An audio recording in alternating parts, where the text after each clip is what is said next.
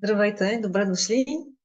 Oli, hello and welcome. I will talk to Bulgarian in the beginning, so maybe you should switch to the English channel so that you can hear the interpretation. Благодаря, че сте с нас. Благодаря, че се отзовахте на тази покана за вебинар в днешния Thank you ден. for being with us. Thank you for answering this invitation. Today, as you know, the topic will be the very low emissions zone, which was launched in Sofia this year, and it is already implemented in London for quite some time. So we are going to be talking about what are the reactions and responses of the institutions and the public sector, what are the lessons learned from London, which could be useful for Sofia, especially how we do monitoring and evaluation of the zone, and how we can take useful knowledge and conclusions about how we can improve the ultra low emission zone in Sofia. I don't know if many of you have already encountered this. I am personally not using a motor car in downtown Sofia, but I'm instead using public transportation or a bike. But maybe we can share some experiences, direct experiences from how this ultra low emission zone works and what's happening with it. But I think this is very normal still to not have a lot of feedback, because it's been effective just for a very little while, and it will be operating until end of February 2024. We'll see what the responses are and how the effect of its impact over those 3 months will be evaluated. And since December 1st, the low transportation emissions area would become effective, and Sofia will implement in turn heating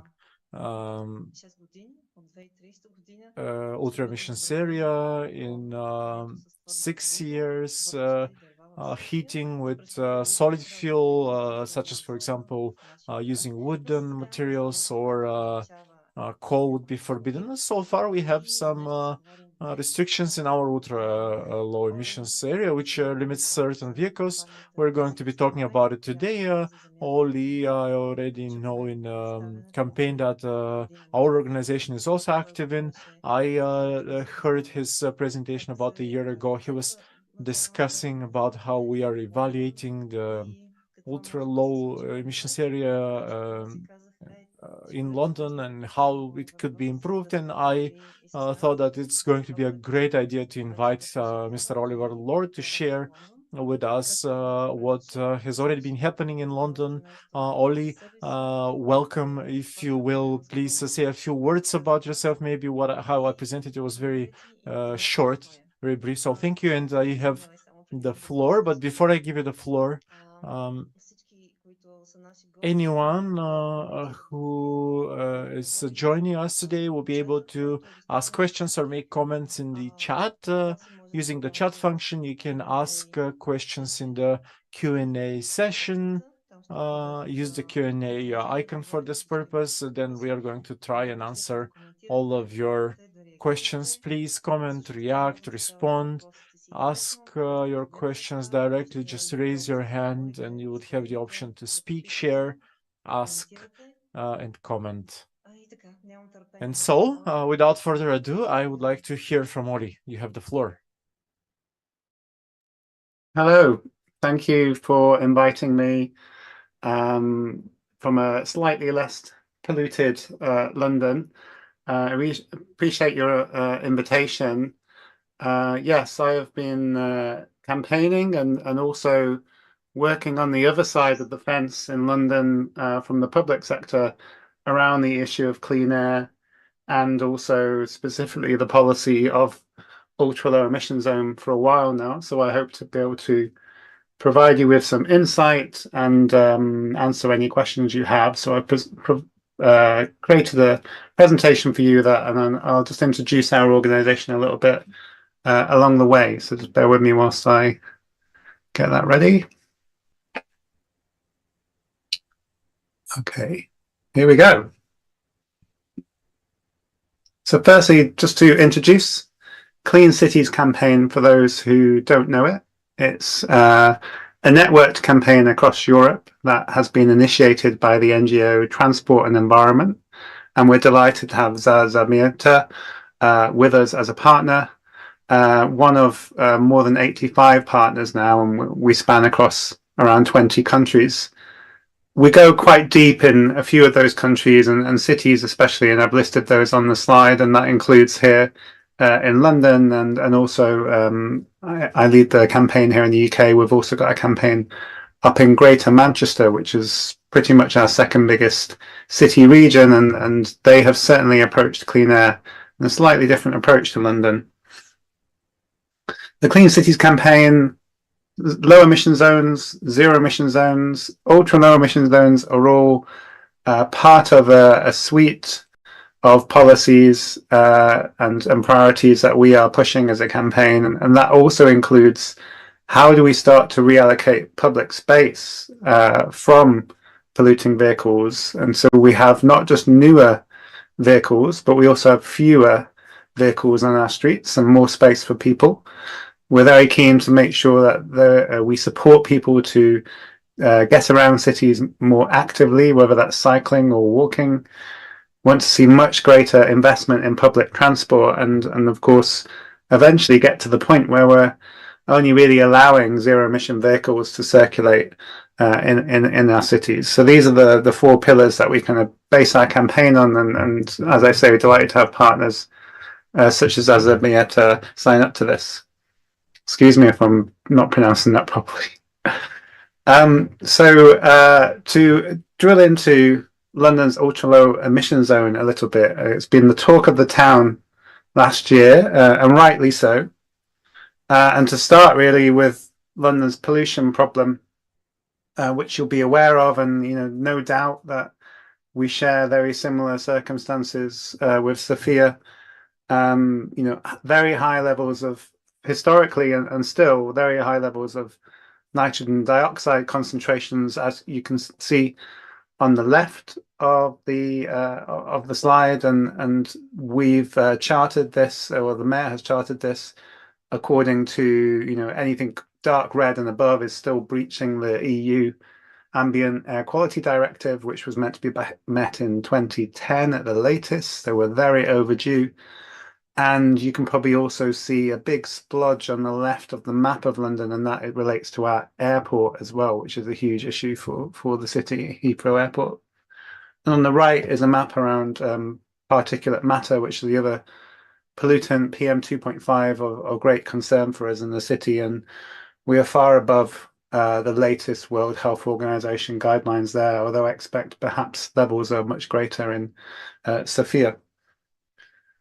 We're very fortunate in London to have an extensive monitoring network, which really helps to inform campaigning here, but also has helped to raise awareness amongst the public as well on the acceptability of some of these policies. So this is a map we pulled together as Clean Cities campaign, taking into account all the different types of monitoring. So there's a huge swathe of diffusion tubes, really tiny test tubes, which I understand are also being rolled out thanks to people on this call with support from the Clean Air Fund in Sofia. And then we have a slightly medium-sized monitoring network, and then the automatic monitors, which are supposed to be sited in the right locations by the roadside, although I understand there's some challenges in Sofia as well around that. And a lot of this helps to inform the emissions inventory in London, and we know that road transport is a big issue for us here. And it's also an emissions source not only of huge concern, but it's also something really very much under the mayor's power. And of course, when you're city level campaigning, you do need to be able to understand what power the mayor has and where we need the government to intervene. And I touched on that in this presentation. The ultra low emission zone has been around for some time, as Drago was saying, and I'll touch on each of the phases that came in, and I've got a more extensive timeline as well, but just to explain very briefly, there was a first phase, second and third. The first was the very center of the city, about 21 square kilometers, The second, about 360 square kilometers. It's even on the slide. I don't have to remember this. And then finally, it's about 1,600 square kilometers. So it's got huge in size over the time it's been introduced. And the thing that differentiates this scheme perhaps from some other cities is that there is a discretionary charge that can be paid to enter the zone.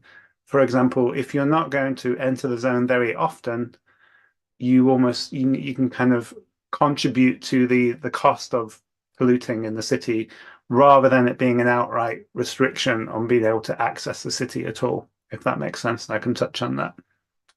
If I'm speaking too fast, please someone wave at me because I can't see the chat function. The scheme came along very much. When we first developed this scheme, it was very much around differentiating between petrol and diesel and just how much more contribution diesel vehicles were making to NOx emissions and contributing to the nitrogen dioxide. And at the time when we first did this scheme, there was a lot of pushback from the car industry, who basically told us off and said, you know, this is me when I was kind of working at the city authority at the time. They were kind of like, you should be very neutral in the technology that you're talking about, because, you know, it's for us to determine which is the best technology, or for consumers to determine that. But we were really concerned about the diesel emissions in the city, and you can still smell it in the winter today in London. And we really had to take that fight when developing this scheme, because we also wanted to make sure it was quite as fair and proportionate as possible. So if you had an older petrol car which was built to the same emission standard as a newer diesel car, then why not differentiate to give people a little bit more choice around the type of vehicle they can use? And obviously we knew the real world data that had come out of ICCT and also T&E was very compelling. So how's it going? The picture on the left is myself and our fantastic campaigner Jemima in London from Mums for Lungs. I would recommend checking them out. Joyful faces, although on the right, we certainly got quite a lot of protest, particularly from this final phase that has been introduced, where the scheme got very large in size. And, you know, it's one thing to be carrying a cardboard coffin through the streets of London. It's another to actually be blowing up the cameras. And most recently, someone created an improvised bomb and blew one of the enforcement cameras up, which could have caused huge harm to people. And there is a criminal and terrorist investigation underway as a result of that. So it gives you a flavor of the current sentiment in London at the moment. And that has changed over time. Speaking of time, the timeline, the important thing is this scheme has been talked about for many years, you know, more than 10 years now in London. So it was actually the previous mayor, Boris Johnson, if you've ever heard of him.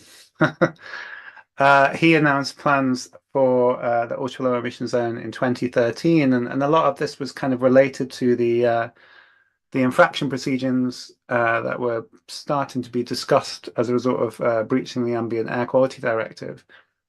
We had Dieselgates not far after that, which, you know, really started to vindicate this discussion we were having around the impact of diesel. And eventually London ended up with a new mayor, Sadiq Khan, who is still in post at the moment. And he found the issue of air pollution very compelling, and actually approached it slightly differently from a health perspective and an equalities perspective, because we know the poorest people in our city more often live in the most polluted areas, and not just poorest people, but more marginalized communities, and they're more likely to be breathing in the pollution, and quite often less likely to even be contributing to the problem because they don't drive as much. And this is obviously part of a bigger timeline across Europe. We've put research out starting to understand the projection for the number of low emission zones in Europe. And this was done a short while ago now, so it may not be as accurate as the projection was back then, but a sizable number of low emission zones, it's fair to say, across Europe, and Sophia contributing to that most recently.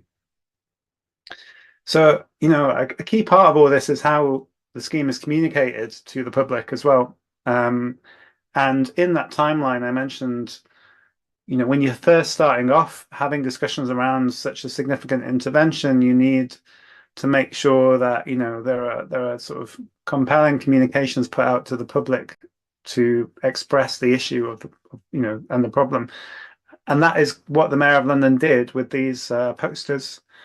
Now, he was really keen to ensure that people could start to understand how filthy really the air quality is in London, and I'm sure you agree with me. These are quite stark and certainly made some news at the time. And this was when he started to introduce, which was like an interim scheme around the congestion charge, where he put on an extra surcharge onto that for polluting cars in advance of the ultra low emission zone. So it was a way of priming the public, really. And not only that, there are campaigners on the ground, such as myself and the fantastic people at Mums for Lungs, who I mentioned. And also there's a picture here of a group I worked with called Choked Up, who are self-described black and brown teenagers taking the fight on clean air. And, there's been some fantastic interventions done along the way to kind of draw the media attention and bring the discussion out on why action is needed. These lungs on the left changed color eventually, as they kind of reacted with the pollution. I think it had been done in Poland before. And then we've also, for example, put stencils on the streets. And most recently, we collaborated with various other NGOs with support from C40 cities to do a campaign called Clean Air Wins. And we kind of took that idea that the mayor put out some time ago on how dirty London's air is, and you wouldn't really want to drink it. The impact of ultra low emission zones has been remarkable, particularly on nitrogen dioxide concentrations. So the mayor's office have worked with consultants to calculate, what would the levels of nitrogen dioxide look like if there was no ultra low emission zone. So if vehicles had just changed and over time and things hadn't been sped up, and 46% reduction in nitrogen dioxide as a result of ultra low emission zone, and 21% in the inner part of the city. And that's because there are thousands and thousands of fewer polluting vehicles now on the streets. And not only that, an overall reduction of vehicles as well, as people have started to take other ways to get around the city. In addition to make it a success, there has been quite a bit of targeted mitigation to support people. So, concessions have been put in place for people who have disability needs, need to access hospital appointments, and even historic vehicles. So, the mayor wasn't necessarily wanting to be a killjoy in terms of you can't use a classic car once a year, as part of a festival. If it's a historic vehicle, it's very understandable. You can't really do anything about that. So that's also included. And a very sizable scrappage scheme for vehicles, which have been targeted at low-income households, people with disability needs, small businesses, and charities as well. And I think, when you zoom out a little bit and you think about, how these schemes interplay across Europe, I think scrappage is quite important, particularly for Western countries, because I think the last thing we would want to see is, a swathe of low emission zones coming in with ever tighter standards in Western Europe, and then some of these really older polluting cars ending up more in Eastern Europe and being sold there. I think we have a responsibility here to think about, how, can we actually destroy those vehicles and support by other means rather than them simply being kind of moved as a problem to somewhere else. And the mayor also introduced new express bus services, although you could argue that was quite late in the day, although very well intended, and they're proven to be very successful. And there was a significant lack of support from the UK government. In fact, there was a fair amount of briefing, even by the Prime Minister himself, against the scheme. And this also meant that people accessing London from outside the city didn't get any support from the mayor, and that is kind of fair enough because the mayor's only got so much money, and he kind of looked to the government to try and intervene and actually support those other districts. But in the end, it just ended up that they didn't have any access to support, and I think that proved to be quite contentious. Another question from me is cleaner air, but what about greenhouse gas emissions and CO2? Whilst ULEZ is affecting older, the more polluting vehicles from an air pollution perspective, we know that average new car emissions are increasing for carbon emissions, and SUVs are a big issue of concern. And there's a challenge now, I think, in the public domain around the fact that one of these big monstrous SUVs that are getting bigger and bigger, because they're brand new, they kind of comply with ultra low emission zone, but how does that quite reconcile for people? And it's becoming more and more of a problem. And in fact, we've recently seen the mayor of Paris, who is now consulting to triple parking fees in the city of Paris for large SUVs on the 4th of February. And we're doing some campaigning as Clean Cities around that. And there'll be some new research coming out related to that very soon. Also, I touched on timings a little bit with the ultra low emission zone. Not only was there a weaker social license for this in the biggest area, so when I'm talking about the third phase of the expansion, we're reaching into areas where public transport accessibility is not as high as it had been before. And also, quite frankly, the political demographics varied quite a lot and not necessarily aligned with the mayor's own ambition. So this made it quite challenging, and not only that, the timescale was tight. I mean, March 22, the mayor announced the scheme, and it was introduced in August 2023. And that is for an area where 5 million people live. So you can understand why some of the pushback started to arrive. And we have an election in London in May, and this is going to be a very prominent issue in that election. In fact, one of the main said that she will remove the scheme, the expansion on day one, and is more often than not introducing herself as the Stop the ULEZ candidate. So stay tuned, and perhaps you'll want to hear from me in 6 months. And there was also that, that added to this, I mentioned earlier, just a clear lack of support from the government actively briefing against it, which really didn't help. Particularly if you're trying to get your message across as campaigners, or even the mayor himself, that air pollution is of concern in London, and you've got other people like the Prime Minister saying, why are we doing this? There is some further reading on our website related to low emission zones, especially, and I know this has been circulated as well where you are.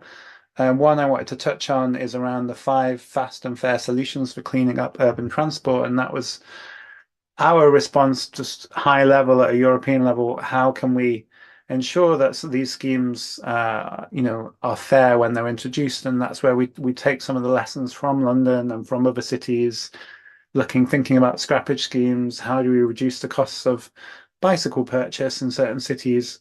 Public transport is key. And then starting to think about these new solutions as well that that technology is enabling, which we called shared mobility, which is around scooters, e-bicycles, that you can rent, and also schemes where you can temporarily hire a car on your street so that you can share it with your neighbors, and you don't have to buy a brand new car. And I wanted to touch also on the things that have really complemented the success of the ultra low emission zone from an air pollution perspective, very briefly. One is around a lot of the investment that's going into cycling in London. It's remarkable. For those who have been fortunate to visit here, I've lived here for more than 15 years now, and we've seen the transformation in the type of infrastructure available for people to cycle, and especially segregated, safer cycling infrastructure. And also one of these symbols is very new. It's the Elizabeth line. We, after many decades of planning, got a brand new train line across London, which added 10% to the rail capacity and goes twice the speed of the tube, and it had 150 million people using it last year. So that has really transformed how people get around here. And I really hope, whilst we were fortunate to get that level of investment, and I really hope that we can learn from that, and other governments and city leaders look to it as inspiration. It's been very successful. The mayor also had a policy around low and zero emission buses. So, it's very important that the city leader shows leadership, and where you can demonstrate that the public fleets are moving ahead, and it's not, because a lot of the time when we first introduced ultra low emission zone, a lot of the questions from the public were, oh, but isn't it the buses that are the big problem? What are you doing about the buses? Before you ask me to make my change, you should be leading the way. And that's exactly what happened. Not only upgrading the buses, and there is a very good retrofit solution for the diesel buses, buying electric buses, and I think London has about 1,000 of those now. But even being even more strategic and thinking about, okay, we can't introduce this improvement all at once. So which corridors in the city are most polluted, that the buses contribute the most, and also we have some of the most marginalized communities living there. So how do we roll this out in a very strategic way? And that's what they called low emission bus zones. So that's what the map is trying to show you, that the green lines were kind of where they prioritized upgrading the buses to get the best impact. We've also got a very famous taxi fleet here in London, the black cabs, and the legislation around these dates back to the 19th century. So it's remarkable to try and change things. But more than half the fleet now are in plug-in hybrid vehicles. And whilst as T&E, we're not that excited about plug-in hybrid technology, we want to see them get a full electric model. It's just such an out of this world change in terms of the diesel taxi that they had that was really polluting in the city, and frankly quieter, much more comfortable to use. So we're delighted to see many more of these in the street, but they're very expensive, unfortunately. And there is dedicated charge points to support the taxi trade to use these vehicles. Linked to that, I suppose, is when you've got a mayor who's showing this level of ambition, you also get very exciting announcements from the private sector, and Uber, for example, actually announced that every car in London would be fully electric by 2025, and I really hope they're on course for that. As I understand it, they've got between 50 and 60,000 cars in London. In fact, the entire ride-hailing industry has more than 100,000 cars in London. So it's quite if you can introduce policy that starts to shift those fleets, because they're actually driving around very frequently in the city, then you get some of your greatest benefit from a pollution perspective. But there's still lots more room for improvement. It's not all sunshine in London. We did put out a report recently around shared transport. We're being leapfrogged by cities elsewhere. I know Ljubljana scores very well in this report, and this is around shared bikes. It's around the e-scooters. Not only are we kind of lacking in quantity, but also legislation as well, just to tidy this up before it gets too much of a mess, because we don't want to be in a position like Paris where they're going to a public vote to actually ban these solutions from the street. I think we can do better than that here in London. I hope we can. And also shared cars as well, because we have to accept that there are many parts of the city where the car is necessary. Public transport is not very accessible. And I would have loved campaigning around the ultra low emission zone to be able to say to someone, don't worry, there's an electric car you can use when you need to at the end of your street, and you can share it with your neighbours. That's something that we're really keen to see from the next mayor of London, especially after the election.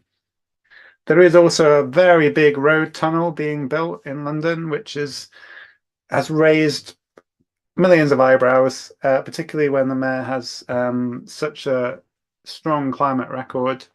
and this is very much about addressing traffic congestion and the Victorian 19th century infrastructure we have to cross the river. In fact, London's bridges are actually falling down, just like the old song. And we're trying to address that. But whether you need to build such a significant piece of infrastructure at such a high cost, although the private sector are financing it, is a big question that will remain. And a lot of people have called it a stain on the mayor's record. And finally, the other big issue we're grappling with here in London is around vans, logistics, freight, and that is going to be a big priority for us as Clean Cities campaign in the coming year. We do need to see a transformation in how urban freight happens. And, you know, at the moment, not only are we seeing more and more vehicles on the streets driven more, but we're seeing just a huge swathe of diesel vans. You know, when I was just talking earlier about the big issue of diesel in the UK, especially, we don't really have any alternative propulsion for these vehicles because we stepped away from gas quite some time ago and petrol vans. So now we're stuck with more and more diesel vans, and we're trying to think about how we get more businesses to use electric vans. And it goes back to what I said at the beginning of the presentation.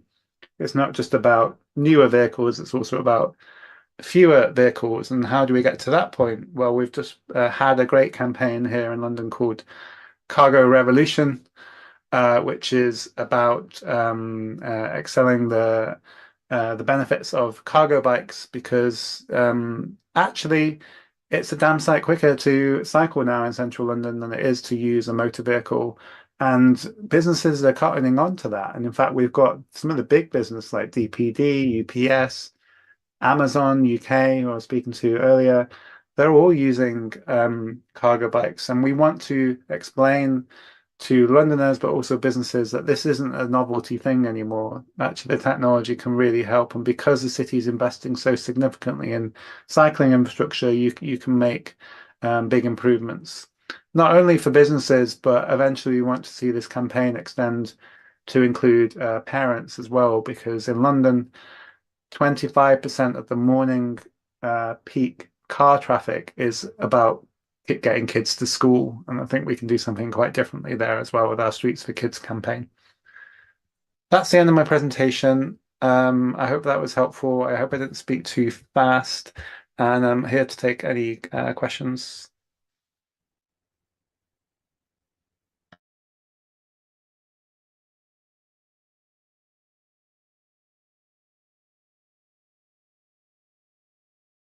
Sorry, I was muted. Thanks, Ollie. You didn't speak fast. It was super clear, and I didn't need to switch to Bulgarian. I hope that people enjoyed your presentation, either in English or Bulgarian.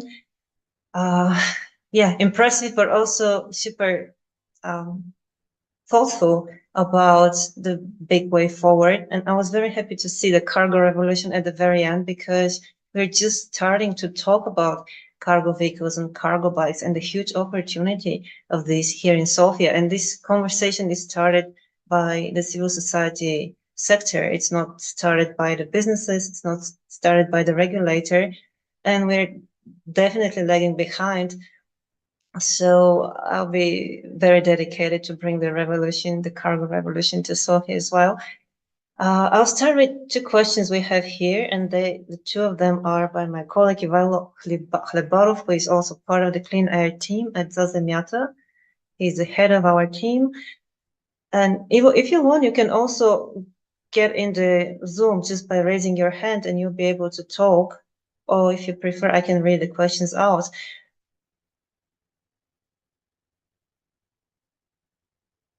Well, I don't see a reaction by him. So you can also read them there in the Q&A, but I'll read them out for everyone else if you can't see them. And the first question is, how do you address low emission zones and ultra low emission zones restrictions for vulnerable groups? The discretionary fee that is paid in London, isn't it just a free pass for richer people? It's a great question. I suppose ultimately it's a balance. Maybe start with saying how much it is, and yes, per day. Yeah. Oh, yeah, sure. thank you. The discretionary fee is £12.50. So UK pound isn't as valuable as maybe as it used to be. What's that in your local currency? But um, that is for cars and vans up to about 3.5 tons, I think, and then it's £100 for anything much larger, so like big heavy trucks and things like that. And yes, I think London has adopted a different approach, and this question also makes me think back to some big announcements that were made by cities. I remember Paris, Madrid, I think even Mexico City all talked about one time banning diesel entirely from their city.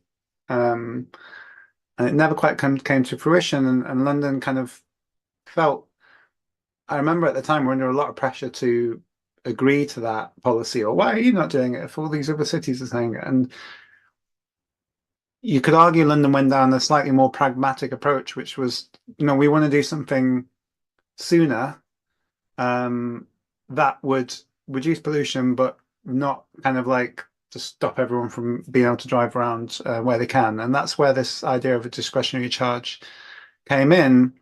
It does mean, yes, if you can afford that discretionary charge, you can access the city and you can continue to drive a polluting vehicle. At least though, that is a contribution to the health and social costs of doing that. But the discretionary charge was also there so that if you were on a lower income or didn't really need to use your car very often, you could maybe access the city once a month, so pay 10, 12 times a year, rather than having to spend thousands to upgrade your car. You can contribute to the cost of causing that pollution. And it's not ideal to have people driving more polluting cars in the city, but it's there as to disincentivize people. But at the very least, we do get a financial contribution from those people as well. So in answer to your question, it is a free pass for richer people, but it was a bit of the balance as to enabling other people also to be able to not have a huge burden on them if they only need to use their car not very often. And ultimately, the result of the scheme has been fewer cars actually being driven in the city. So to some extent, maybe you could argue that it's working.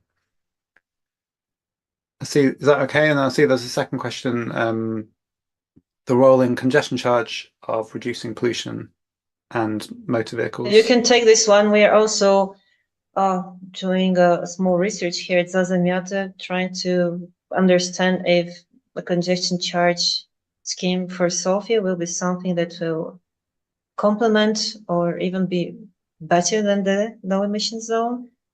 So yeah, the second question is about the congestion charge and its role in reducing pollution and car ownership and car usage. Yeah, the congestion charge has been very successful in London. There's a report around the pollution impact that I can dig out for you, and how it's reduced the number of vehicles. I mean, so much so now we've finally inspired New York City to introduce its own congestion charge later this year, which will raise about $15 billion, I understand, for the subway system.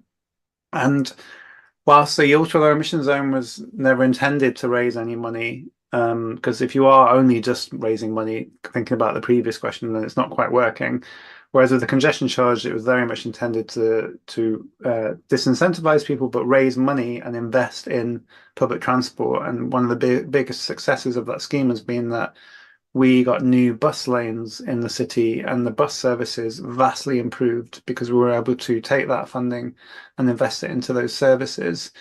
At the same time, it had helped to reduce air pollutants as well as greenhouse gas emissions, not to the same extent as the ultra low emission zone.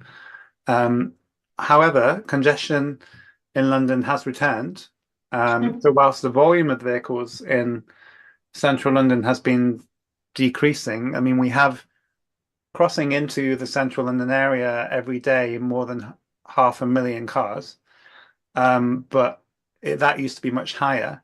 So whilst we have fewer vehicles coming into the centre of the city now, congestion has creeped back, and that is because we've been able to start to remove some of that road capacity. And that, going back to the pillars I introduced at the start of the presentation, to hand that back to people, a little bit like what Anne Hidalgo is doing in Paris as well. So segregated cycling infrastructure, more bus lanes, more pedestrianised spaces. And we're going to have to play catch up again now, because I would argue that the congestion charge is running out of steam a little bit, and we have to think about a much more dynamic way of perhaps pricing motorbike vehicles that want to access the busiest part of the city 24 hours, 7 days a week, in my opinion. And also accounting for this huge rise in SUVs as well. So it'll be interesting to see how the next Mayor of London wants to approach that. But, I would still very much advocate for congestion charging in other cities, and it'd be fantastic to see in Sofia. It's the measure which was introduced much earlier than the low emission zone, right? Yeah. Yeah. So to 2003, I think, which was 10 years prior to. Okay, there are some questions in the chat as well as in the Q&A. So I propose we take the ones from the Q&A first, and then we go to the chat, and then we also look at the other channels where the webinar is streamed in Facebook and in YouTube, if there are some questions from there. But please feel free to raise your hand. You can address your question directly to Ollie, or share comments, impressions, any thoughts you have. So feel free, you're welcome to jump into the live stream and speak to us as well. So the next question is by Emilia Angelova. I'm not sure where she is from. Emilia, if you want, you can introduce yourself. She's saying thank you very much. And her question, two questions, which are related to each other. The first one is about the monitoring system. And do you use citizen science, citizen-driven network of sensors, or do you actually own the hardware? I'm not sure if it's related to the Clean Cities campaign in London, or the municipality owns the network. But I would say, because you said you're also doing independent monitoring, I would say it's about the Clean Cities campaign in London. And the second one is on the discretionary as well, and the charge. Is it the same as the congestion fee? And if not, could you explain the difference and also the impact it had on the forbidding entering entirely, but actually taxing this? Well, I think this you covered the second part of the question. So yeah. Let's start with the first one. The monitoring system is predominantly almost all delivered by the public sector. We have 33 different authorities in London, and they pay for a lot of the automatic monitoring, and they also pay for a lot of the diffusion tube monitorings. And there is also a scheme being run by the Mayor of London, which I'll pass to Draga. It's called Breathe London, and that is a scheme whereby community groups can opt into the network, and there is a limited number that have been handed out to community groups, and then there's a limited number that can also be sponsored by local businesses or local community partnerships. So that's been a nice way, I think, for the public sector and civil society to work together to improve air quality monitoring, but it's predominantly driven by the public sector, although there have been more like temporary campaigns run by groups that we work with, such as Friends of the Earth London, who would put out sort of diffusion tubes in areas where they think are big hotspots and not enough attention is getting put onto the issue. There's also been some interesting academic monitoring work, for example, with backpacks, where school children have worn the backpack on their way to school, and it's been fascinating to see how their exposure to air pollution changes, and particularly when they're by the roadside, for example, which was very eye-opening for a lot of people in London. The discretionary ULEZ charge is separate to the congestion charge. So the ULEZ operates 24 hours, 7 days a week, and you pay the charge depending on how old your car is, how polluting it is.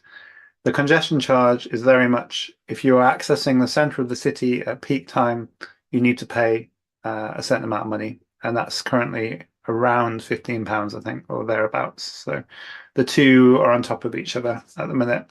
There is an argument now, and I don't know if you've had the same discussion in Bulgaria, but this has been going on for some time in the UK. Like, how do we start to change how people pay to drive their vehicles? And is there a case for something that is a bit more sophisticated around pay per mile? So if you only pay according to when you're using your car and how much it pollutes, rather than having an annual charge or having a charge that you pay for the whole day, for example. You might only be using it for a very short period of time.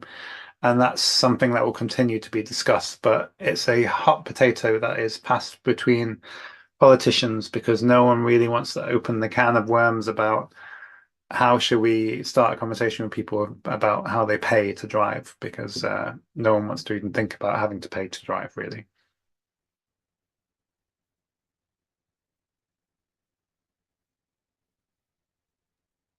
Thank you very much, Ollie. The next question is on reducing car ownership and the usage of cars. It's by Ognian Buzilov. It's again in the Q&A window.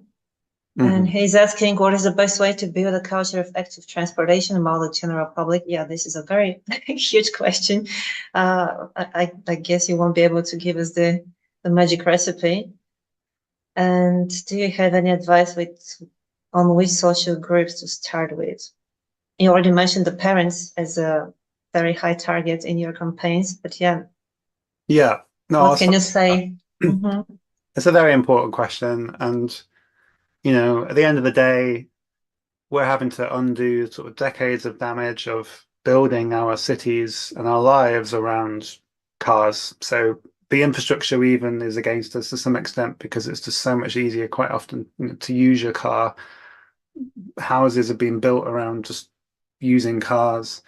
And not only that, we're still up against very significant advertising from the car industry where it's about lifestyle. It makes me think way back when people were selling cigarettes and it was all about the lifestyle and not about the health impacts. And it's, to some extent, it's the same with these monster vehicles that are now being sold without, next time you see a car advert, to see if you see any other cars in the car advert and if there's any traffic or if it actually starts to give you any dose of reality with it. So I suppose that's my first caveat, to that. We're up against years of this, and the best way to do it, I don't think there's necessarily a best way, but there's been success in London, and we're having success as a campaign across Europe with a campaign called Streets for Kids, which we are encouraging all our partners to get involved in, where we're striking up a conversation outside the school gates around the impact of air pollution on children, and they're some of the most vulnerable people to this issue. And how, isn't it nice if the street outside the school is closed off for a temporary amount of time? You can talk to people, it makes it safer for the kids to walk around and cycle. And it starts us to open up a whole new mindset in terms of how streets could look differently. And that has definitely proven to be successful in Italy, for example. I know there's been some really remarkable shift in ambition, starting at often a low base, to look at introducing these temporary restrictions outside schools. And I see that as maybe the social groups and as an example of a social group to start to influence. And then perhaps also students would maybe be another one. If you've got quite a big sort of university population in the city as well, they could be good advocates for active transportation.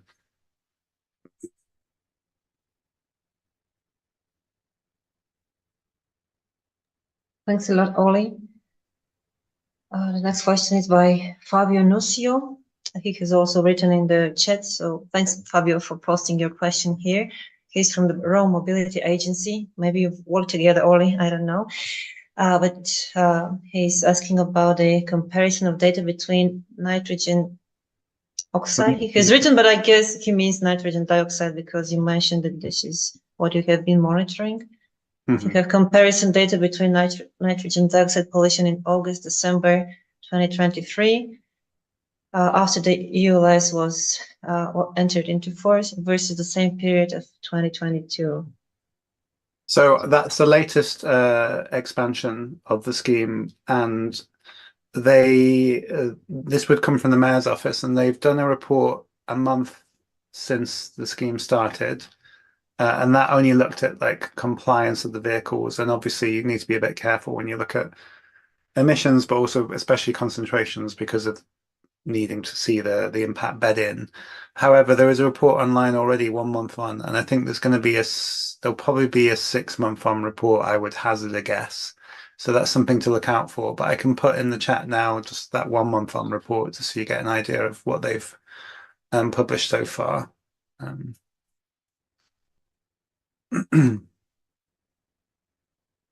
So the question, the answer is ultimately no, there isn't really that comparison yet on the emissions side of it, from what I understand.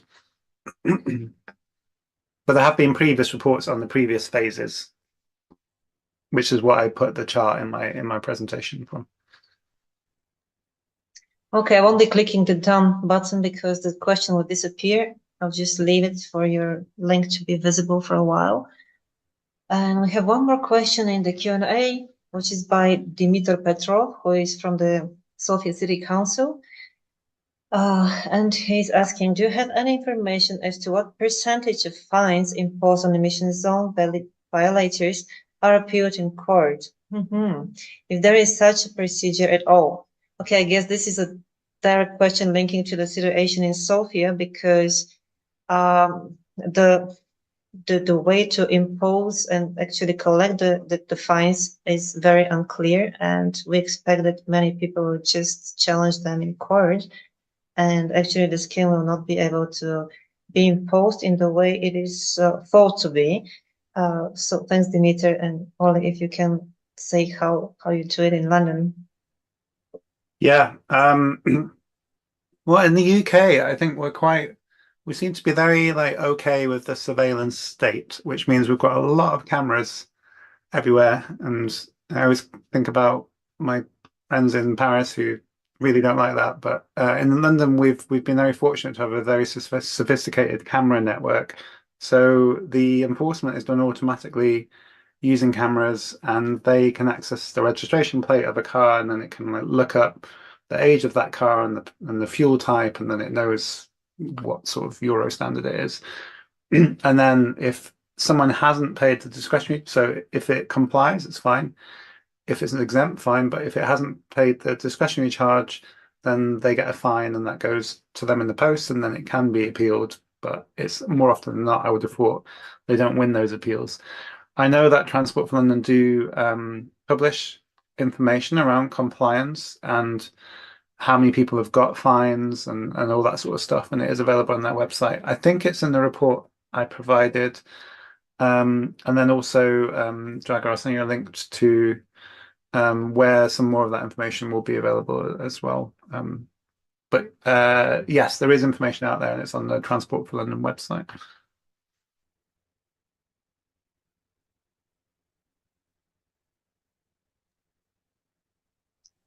Okay, checking it as done. A few more questions from Fabio. Fabio, thanks a lot for being so active. Do you want to ask directly? Raise your hand. You're welcome to. So the next question is, when and where the present? Okay, well, several people asked about the presentation. Oli, we haven't talked about this, but I guess we were able to share a PDF version of the presentation to everyone who has registered. So you'll receive it by email, so don't worry. You'll have all this information sent by us, I would say by the end of this week. So watch out for an email from us. Yeah, and let's check the chat. Okay, this is something you posted, Oli. Thanks a lot. My colleague Peter, who is the communicator of the Clean Air team at Za Zemiata, is raising a hand. I guess there are some questions from Facebook maybe, or from YouTube. So Peter, welcome. Hi, Oliver. No, I just wanted to add that Dimitar had another question, but I decided to ask to answer it myself. And it was that if the low emission zone is in effect all year, I know that the low emission zone in London is in effect every day of the year, and the ultra low emission zone is in effect every day except Christmas Day. But I don't know why. Yeah, there is an exception on Christmas Day, some kind of tradition or something. Do you want to elaborate on that? Yeah, it does follow on from the congestion charge to some extent, which has always been suspended over the Christmas holidays. And because the ultra low emission zone includes passenger cars, and so basically, frankly, people using their vehicles, I think they feel Christmas Day, because public transport isn't available, then they need to suspend the scheme, whereas the low emission zone covers just freight vehicles, and it isn't related to the fact that the public transport network is shut down or not. Yeah, that's fair. I have a semi question. There was something which I was very impressed with in the last edition of the Clean Cities campaign webinar that we have almost monthly. And this was the comment, I think it was from Barbara, saying that the prices of properties are in and around the low emission zones and the ultra low emission zones started to rise. And there was a huge interest of investors in construction to actually build new homes and to offer new accommodation to people in this zone. So it becomes a very attractive area for investors in construction.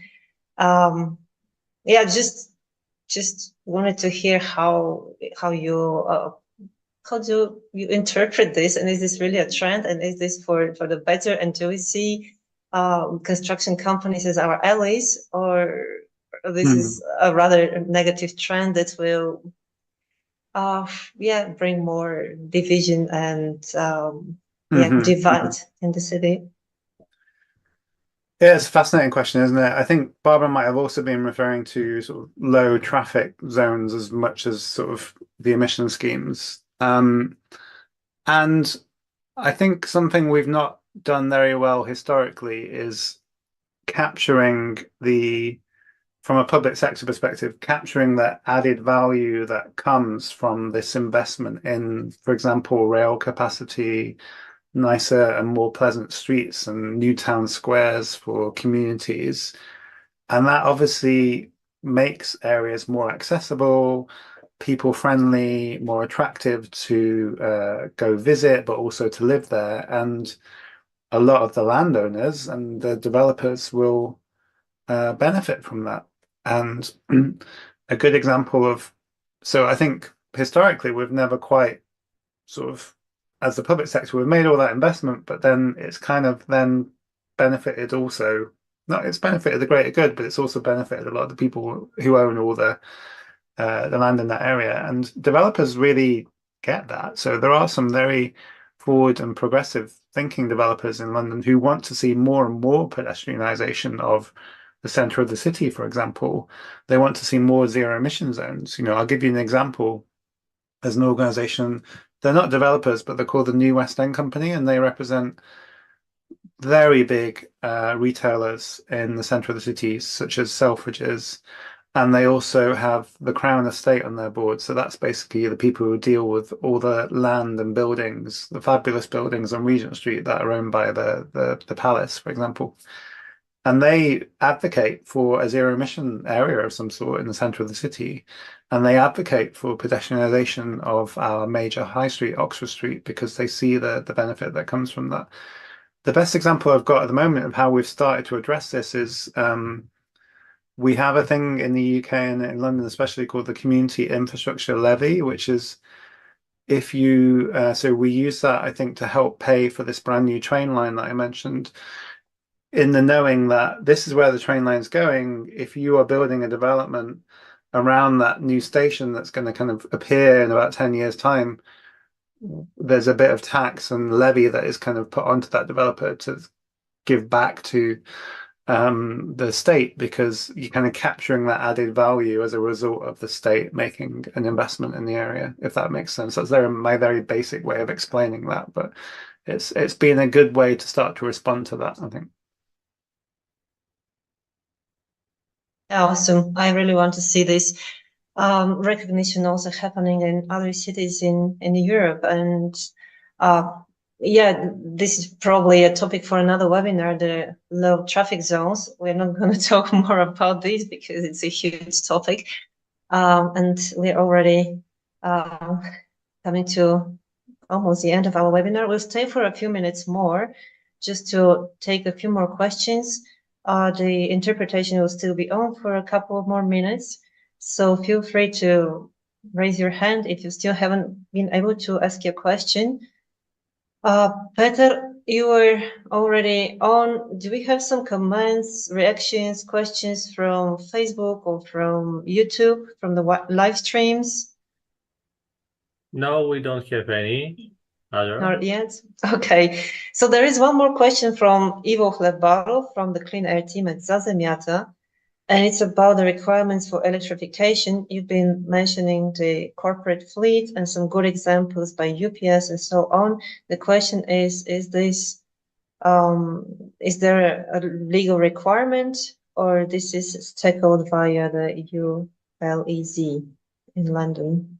Yeah, well, firstly to say, from a UK perspective, there's a new requirement on vehicle manufacturers to be selling a proportion of electric vehicles, and that's called the Zero Emission Vehicle Mandate that started at the beginning of this year, that Transport and Environment, our host charity, have been doing a lot of work on. At a city level, it's a very pertinent question, actually, and it's something that I'm going to be doing quite a bit of work on this year, because in the mayor's transport strategy, the idea was that the ultra low emission zone starts to evolve into a zero emission zone to put this sort of requirement on electrification of fleets further down the line.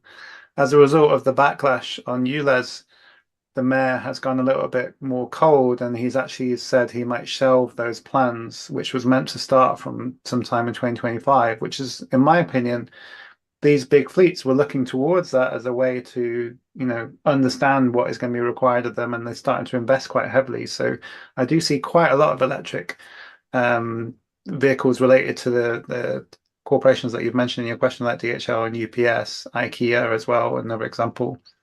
But I'm worried that without the mayor continuing to explain what's happening next, then they might start to just hold back some of that investment because of the cost of living issue right now, and also because other cities like Amsterdam are all steamrolling ahead still, saying there's going to be a zero emission zone in the coming years, and that I don't really, a bit of healthy competition between cities. I think I put it to the mayor of London, we don't want to lose out because you're not saying anything. So there's actually a campaign that I'm going to initiate in London this year around a zero emission, probably a zero emission delivery area for the centre of the city, because the wheels are already in motion. I think we can kind of accelerate it a little bit. And we're also looking to replicate that in Milan. We're very interested in Paris as well. There's work going on there with logistics, and also Zaragoza with our Spanish partners. These are some of the areas that we've kind of sort of deemed a priority from a clean cities perspective, and it's also where we have resourcing. Just to add on, finally, on taxis. The taxis are licensed by the mayor, by Transport for London. So actually, the black cabs are exempt from the ultra low emission zone because there's a completely separate policy around getting them to go electric, and that is an interesting policy that's worked quite well, in my opinion. A few years ago, the mayor said, from this date, we're not going to license any more new diesel taxis. You have to then get a new electric cab. So it enables the current fleet to start to phase out, and there is an age limit on those vehicles. But it does also mean there's a specific date when you have to start going electric. And that has also led to investment by manufacturer, because they know there's going to be a supply, customers on the pipeline. So rather than just trying to encourage people, they know that the taxi drivers are going to have to start buying this vehicle, and therefore they have the certainty. And that has now led to more than half the fleet being electric rather than diesel. And I think the aim is by 2030 or just after that, the whole fleet will be plug-in electric. So that's been an interesting policy that I've always been keen to see replicated elsewhere, really, in other cities, because the most important thing is with that policy, you're not affecting the taxi driver here and now. You're actually working with them to say this is happening in a couple of years and it's going to be phased out, and then you can get there in the future. But it's giving everyone greater certainty, I think, depending on who's got the powers to license these vehicles, I suppose. Thanks a lot, Ollie. Is there a timeline, like a 2030 timeline for going zero emissions for all vehicles in London? Is there such an ambition of direct policies that are working towards achieving this goal? Yeah, and in the Mayor's transport strategy and environment strategy, which was published probably about 5 years ago now, they talked about 2050 for the entire city being sort of a zero emission zone of some sort, and that's 1,600 square kilometers, 10 million people. But it was talking about the center of the city going much quicker, and ideally a zero emission area from at least 2025. The mayor subsequently, when he got re-elected, talked about trying to achieve carbon neutrality in the city by 2030, which feels incredibly ambitious now. We've stepped into 2024. So it will be really interesting to see if he sticks with that level of ambition in the upcoming election. And if that is the case, then we need to see quite a remarkable shift in delivery around that. And he himself has already said that to achieve that level of ambition, we need to see a reduction in car kilometers being driven in the city by 27% in the next 6 or 7 years, which is would be a remarkable shift. So let's wait and see what level of ambition comes from the next candidates to be Mayor of London, and then we can apply the pressure after. Okay, last chance for anyone who still has some questions or want to comment, share impressions, or share his experience of interacting with the low emission zone in Sofia. Welcome, raise your hand or type in the chat. I'm also inviting you to share further questions you have regarding the LEZ beyond this webinar, because we are planning to do a series of webinars like this one. So if this one did not touch some of the topics which are related to the better implementation or successful implementation of the low emission zone in Sofia, please type them in the chat and we'll look into them and try to find an opportunity to address them with more talks like this one. Ollie, if you have some final announcements, you already disclosed some of the campaigns that you're working on, some of the things which are coming up, but something that you want to share with us, something to look forward to from the Clean Cities campaign and the Clean Cities campaign in London in particular, just share with us. I see Peter is raising a hand, so maybe before there's a last minute question in our Facebook feed, and it is about what do you think is the impact of the electrification in road transport in terms of transport poverty? Yeah, how do we make electric cars and electric vehicles more affordable to everyone and not just more affluent people? Well, I suppose this stems a little bit for me from this whole concept of not just seeing newer cars, but fewer cars as well, and how we get people to share cars more. So I think one of the best routes into making electric vehicles accessible and affordable to people is having car sharing schemes in their neighborhoods so that everyone can access an electric car and use it and get familiar with it. And then also thinking about social leasing schemes as well, which is a recommendation in our report that I think was introduced in France, for example, where smaller businesses can get grants from the government, which have had some intervention from the state as well, so they're more affordable. And I would say the same could be done for low-income households as well. So related to the scrappage scheme in London, it's tied very much to people's income. So if you can get a grant to scrap your vehicle, and then you can get a grant from the government or cheaper financing backed by the government, then those two kind of marry up together. But it's a very good point, and I think it does need to be very much addressed at a national, local, and international level. Yeah, thanks, Oli. There is a comment from my colleague Ivo in the chat, but you can read it for yourself. Yeah, and well, up to my invitation, if you still have something to share with us. Thanks a lot for still staying with us. I'm sure it's been tiring to take so many questions, but I'm also very happy that we had such an active participation and I didn't have to come up with weird questions. Thanks a lot for participating, really.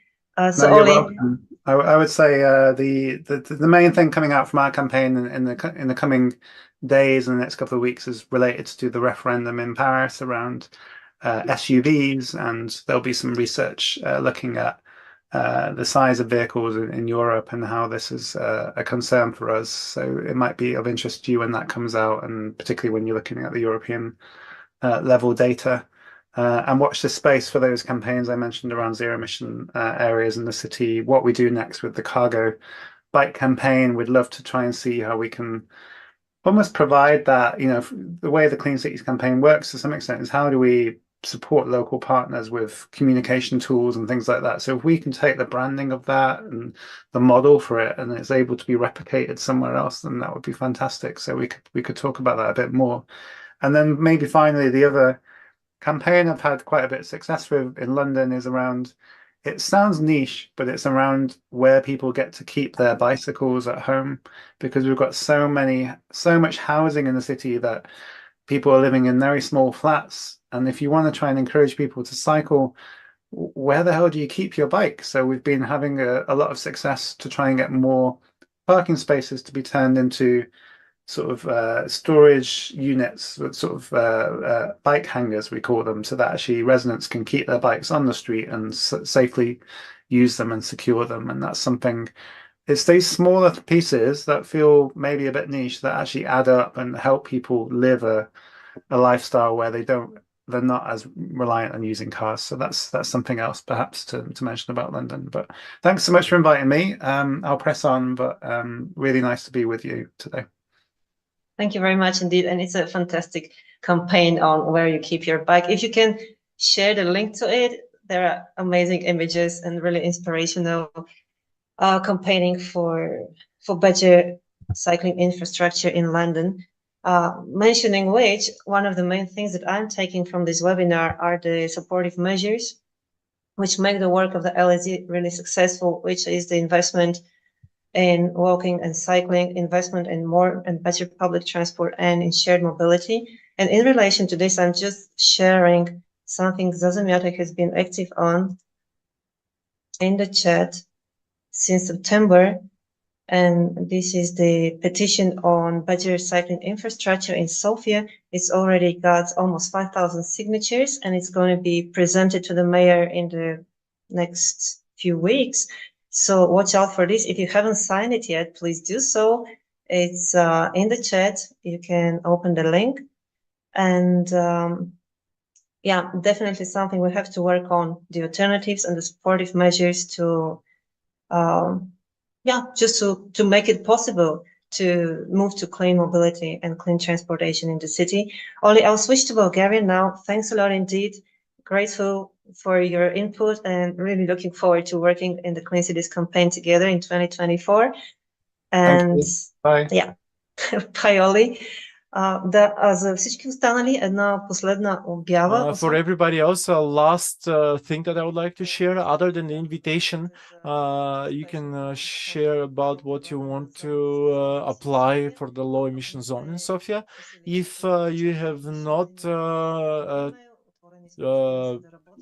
sent a message to us in the chat, then email us. We're open. Za Zemiata will continue to follow the topic, and we would have a great interest in the zone working better. But on February the 25th, we're preparing a public event which would be live in Sofia. It's half a day, 9 to 13, on the topic of clean mobility, and we will have several panels dedicated to active mobility, public transportation, and low emission zones, but also other measures limiting in some way the automobile transportation and fostering clean transportation. If you're interested, follow our channels.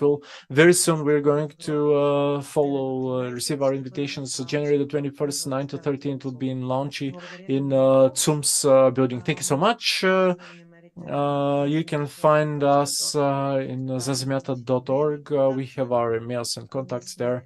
And we are a clean air team from Za Zemiata, myself, Dragomir Raivo, Petr Sianov, and Mr. Ivo Hlebarov, who also joined us today.